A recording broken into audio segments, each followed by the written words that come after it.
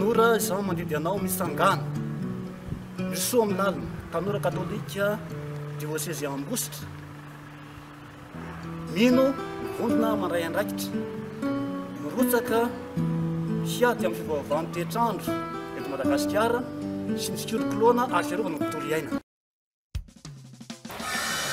Ny antony anaovana an'ity latabatra ity vita amin'ny plastika na vita amin'ny tavoahangy dia mba hiarovana ny tontolo iainana satria raha jerevantsika ny tontolo iainana dia feno plastika eran'ny tanàna dia ireny no ezahanay nangonina dia anaovanay an'izao latabatra sy seza zao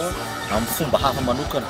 dia izy ity mateza satria izao azonao findrafindra izy ary mazaka olona tsara dia toy izao afaka findrafindra batana apetraka amin'ny toerana izay azo ametrahana azy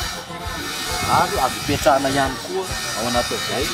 misy seza ihany koa eto afaka ipetrahan'olona hafa dia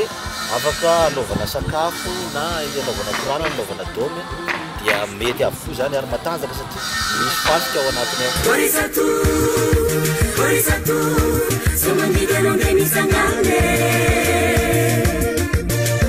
Mula maru ne beki jamiangano, mula misine didi sivitano, tanuro ne mitsangane, ne mitsangana.